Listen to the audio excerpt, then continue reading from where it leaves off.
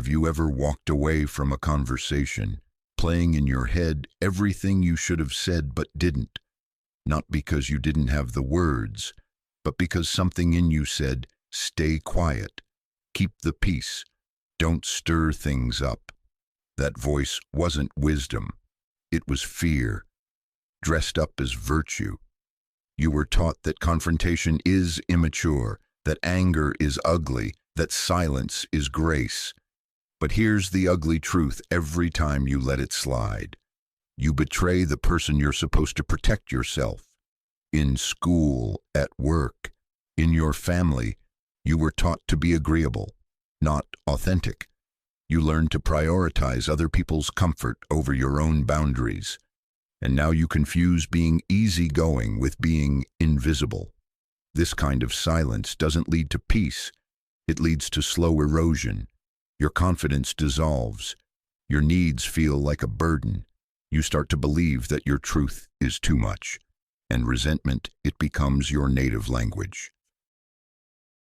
Nietzsche said, "He who despises himself still respects himself as one who despises.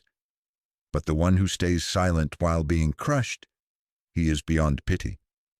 Let that sink in. You think you're avoiding conflict. But what you're really avoiding is yourself. In this video, we'll break open that silence. We'll expose how fear of conflict is not just emotional, it's existential. And more importantly, how Nietzsche's brutal wisdom can teach you to stop bowing and start becoming. Let's get brutally honest. Most of what you call being a good person isn't goodness, it's fear.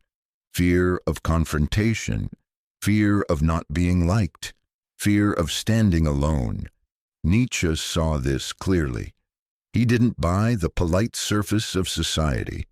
He looked underneath and saw something darker, the people who couldn't win. Rewrote the rules. This is what he called slave morality. He said that when the strong ruled with power, confidence, and clarity, those who had no power couldn't compete, so instead, they flipped the game. They said, "You think strength is good. No, strength is evil, humility, obedience, meekness, that's good." And people bought it. Fast forward to now. Look around. Think about the average corporate office. The guy who speaks his mind too directly, he's labeled aggressive. The woman who says no and sets a boundary, difficult. But the one who smiles, nods, and never rocks the boat, team player. Sound familiar? You see it everywhere, the culture of fake smiles and good vibes only. You're told not to be negative, even when something's wrong. You're told to be grateful, even when you're treated like trash. That's not virtue. That's social control in disguise. You were raised on this. Be nice. Don't argue. Make everyone happy. So now you bite your tongue in meetings, you laugh at things you hate, and you apologize for having needs. You're scared to say what you really feel. And then you wonder why you feel hollow. Nietzsche wasn't gentle about it. He said this morality, the one that praises weakness, isn't noble. It's a strategy, one born out of helplessness. And it spreads like a virus, not through strength, but through shame. Think about it. You've probably been praised for being so chill, so flexible, so easygoing. But at what cost? Your boundaries, your voice, your power. You turned yourself into a doormat and called it kindness. Here's the truth. You call it virtue. Nietzsche called it fear. Let that sit. What you think is moral superiority may just be emotional submission. You're not being noble, you're being manageable. So ask yourself, when was the last time you stood your ground, even if it made someone uncomfortable? When was the last time you said no and didn't feel the need to explain yourself into exhaustion? When was the last time you chose truth over approval? If those moments are rare, you're not alone. Most people live trapped in this upside-down morality, But awareness is the first break in the spell. In the next section, we'll talk about what happens when you keep swallowing your truth. How all that repressed fire doesn't disappear. It turns into poison, resentment, and it's slowly destroying you. Let's go deeper. Let's talk about what happens when you keep biting your tongue, when you keep swallowing every no you wanted to say, when you keep silencing yourself to make other people more comfortable. That stuff doesn't just disappear, it builds, and eventually, it turns toxic. You might think you're doing the right thing by keeping the peace, but your nervous system knows better. Every time you stay quiet when something feels wrong, a piece of you clenches. You feel it in your chest, your jaw, your stomach. That's not peace. That's tension being buried alive. And what happens next? That buried tension becomes resentment, the quiet, invisible poison. It starts small. You get annoyed, irritated. You sigh more often. But over time, it grows teeth. It shows up in passive-aggressive comments, fake smiles, withdrawal. You stop engaging. You stop trusting. You start hating softly, quietly, but deeply. Jung said, "What you resist persists. What you deny controls you." Resentment is like drinking venom and expecting someone else to feel it. You don't get to be the hero by staying silent while silently fuming. That's not maturity. That's martyrdom with a smile. You know the signs. You replay conversations in your head at night, what you should have said. You talk to yourself more than to the person who wronged you. You dread seeing certain people, but you don't know how to make it stop. That's resentment rotting your joy from the inside out. Jung had a name for this part of you, the shadow. It's everything you push down: anger, truth, desire, limits. You hide it so you can look good, be accepted, avoid judgment. But here's the twist: the shadow doesn't go away. It waits.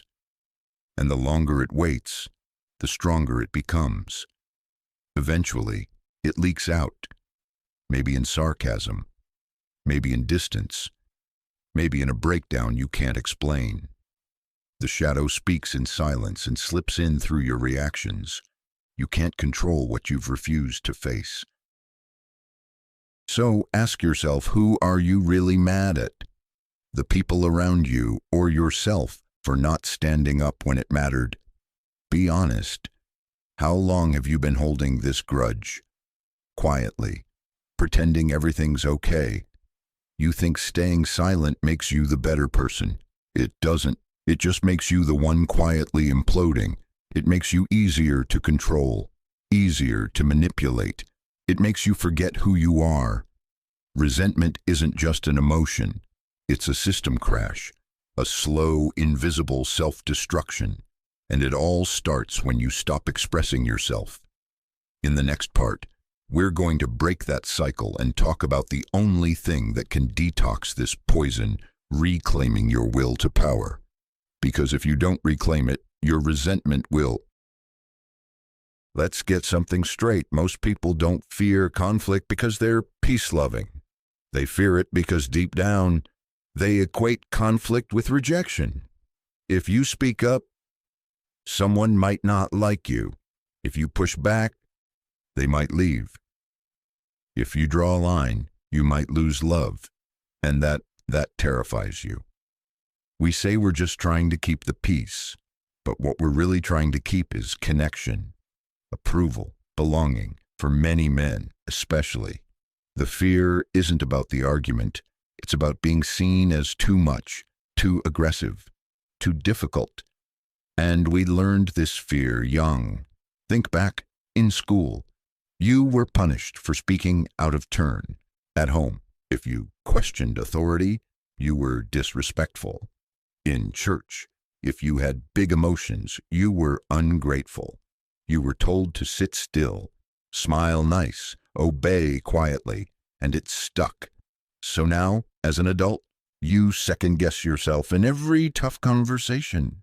You feel guilty just for having boundaries.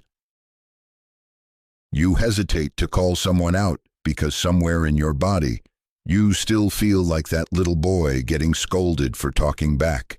You weren't taught to be kind. You were taught to be manageable. There's a difference. Kindness comes from strength. Submission comes from fear. And when you mistake one for the other, you live your whole life trying to be nice while quietly betraying yourself. That's why so many men today feel emotionally muted. You apologize for your tone before you've even said anything. You keep conversations shallow so no one gets uncomfortable. You let things slide not because it's right, but because it's safe. But safe doesn't mean alive. This is the war inside you. The part of you that wants to be real versus the part of you that's scared to lose connection. You're torn between honesty and approval, between self-expression and being liked. And over time, that tension becomes unbearable. You end up with anxiety, overthinking, emotional numbness, because you're trying to live a full life while suppressing the one thing that makes you alive, your truth. So ask yourself, when did you start believing that your honesty was dangerous, that your voice was a threat, that your feelings had to be filtered for other people's comfort? That wasn't wisdom, that was training. The truth is, you were never broken. You were just conditioned to behave. But conflict, real, honest, grounded conflict is not chaos, it's clarity. In the next part, we'll explore what Nietzsche called your will to power, the part of you that's tired of shrinking and ready to rise. When most people hear will to power, they think of domination, control, alpha energy, some guy barking orders and flexing in a suit. But Nietzsche meant something way deeper and way more personal. He wasn't talking about controlling others. He was talking about owning yourself. The will to power is the force inside you that wants to rise, not to crush anyone, but to claim space, to speak your truth, to live with direction. It's the part of you that says, I deserve to exist. I deserve to be heard. That's not arrogance, that's self-respect. But we live in a culture that's confused power with ego.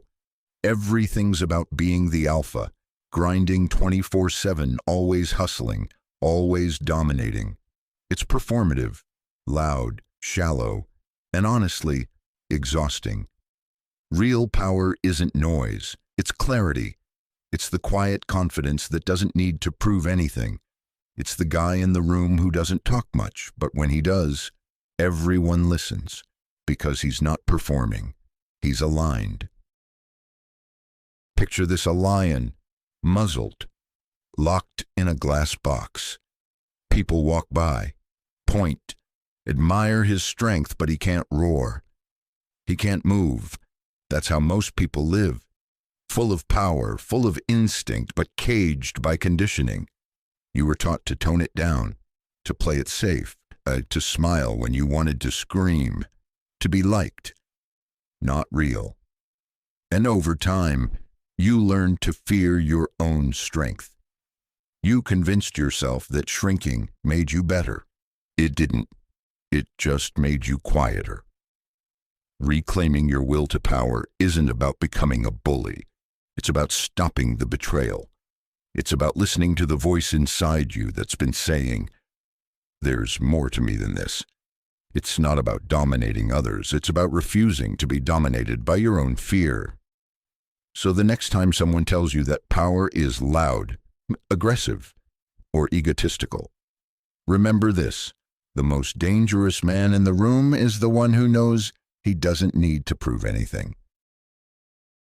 And in the next part, we'll look at how Nietzsche mapped this internal transformation step by step, from the obedient camel to the roaring lion to the fearless child. Nietzsche didn't just diagnose the problem, he gave us a roadmap out.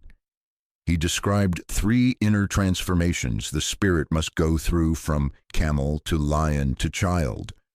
It's not just philosophy, it's psychological evolution. First comes the camel. I know this one well. It's the part of you that says, I'll carry it. I'll be what they need. I'll do everything right. It's the burdened son, the guy who keeps saying yes, who thinks self-sacrifice equals love, who works himself numb, trying to earn worth. The camel doesn't complain. He just keeps going. He takes on more expectations, more guilt, more weight. He confuses suffering with virtue. He thinks being exhausted means he's a good man. But deep down, he's dying a little. One day, the camel starts to bend. The burden gets too heavy. He realizes something awful. No matter how much he carries, no one ever says, "That's enough." And then something inside him snaps, not into rage, but into awakening. That's when the lion is born. The rebel, the one who finally says, "No more." No to being walked on. No to fake smiles. No to roles that don't fit. The lion is fierce not to destroy others, but to defend his own soul. But the lion doesn't just walk away clean. He has to face the dragon, a terrifying beast made of rules and shame. On every scale, it says, thou shalt obey. Thou shalt not question.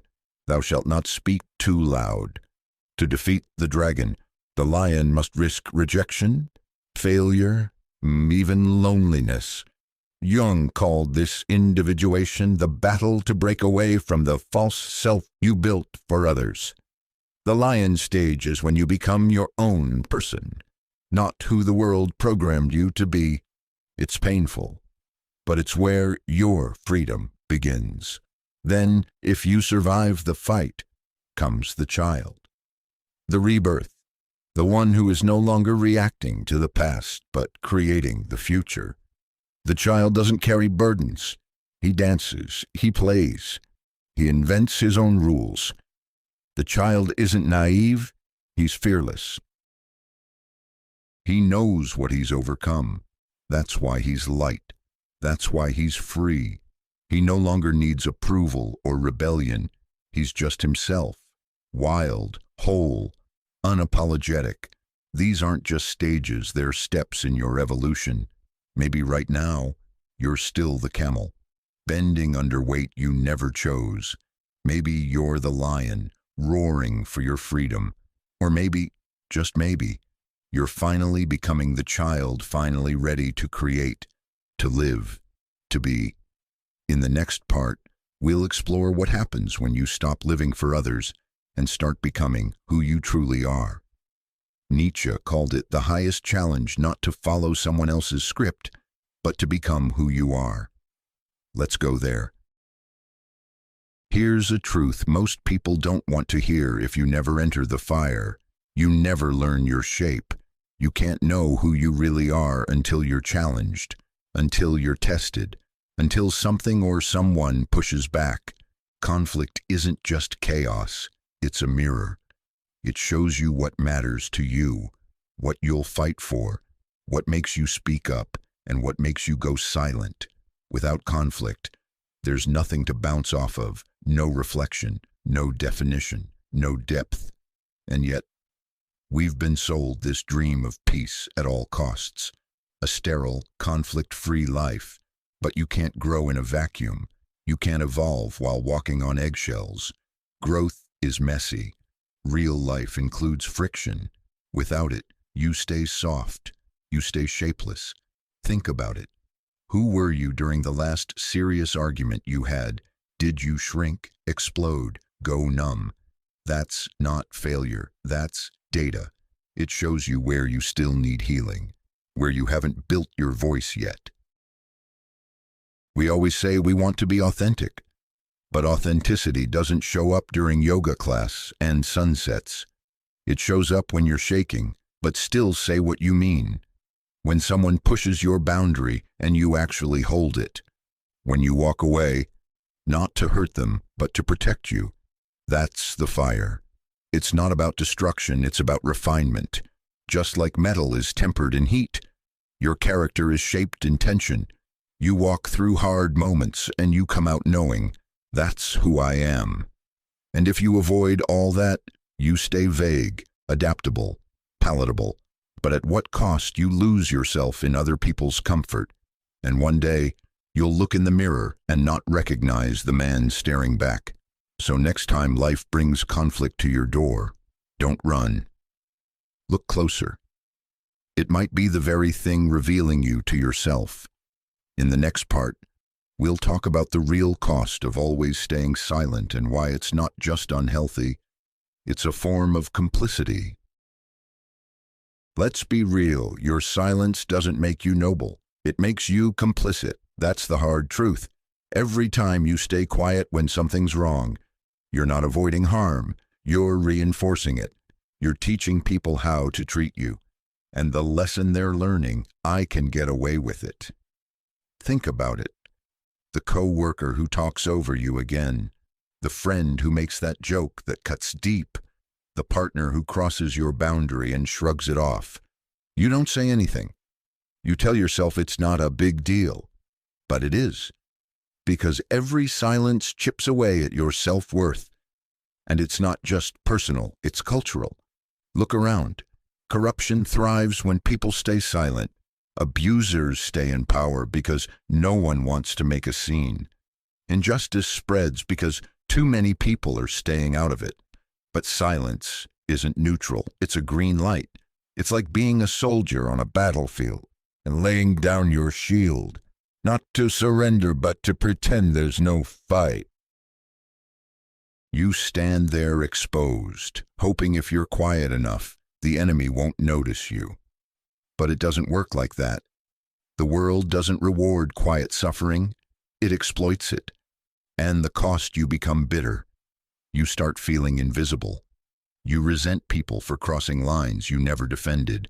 And worst of all, you start thinking maybe your boundaries were never valid to begin with. That's how silence erodes you from the inside.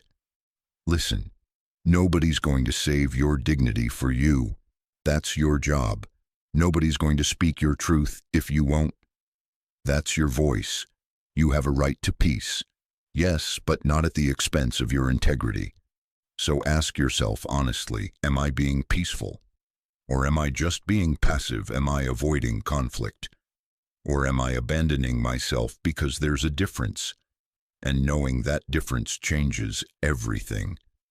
In the final part of this video, we'll bring it all home. The truth is, you're not here to be liked by everyone. You're here to become who you are. And that journey doesn't begin with being agreeable. It begins with making a choice to stop staying silent. Let's finish this. At some point, silence stops being a strategy and becomes a slow death. The death of your voice, your identity, your fire. And here's the truth. Most people avoid. What must be said, not for drama, not to be loud, but because staying silent is costing you your life. There comes a moment when you realize no one is coming to rescue your truth. No one is going to hand you permission. You either speak it or you keep folding in on yourself. One bite-sized betrayal at a time. Right here. Right now you have a choice. You can keep playing the role. Keep nodding, smiling, pleasing, and shrinking. Or you can step out of the performance. You can speak up, even with a trembling voice. You can say no. You can say enough. Will it be messy sometimes? Will it cost you people? Probably. But the price of silence is far greater, because the longer you avoid being real, the further you drift from who you are, and eventually, that version of you disappears. So let me ask you this. Who would you become if you never swallowed your truth again? If you said what you meant? If you lived unfiltered? If you chose self-respect over fake peace? Imagine that version of you. Then ask yourself, what are you waiting for? If this message hits something deep, I want you to write it down below. I choose to no longer remain silent. Say it, type it, claim it, because writing it is the first act of speaking it. And it matters. Don't stop here. This isn't the end, it's the ignition. The next video will walk you deeper into this fire, into that space where your shadow meets your strength, where your silence ends and your real life begins. You're not here to be tolerated. You're here to be known. Speak or die slowly. The choice is yours.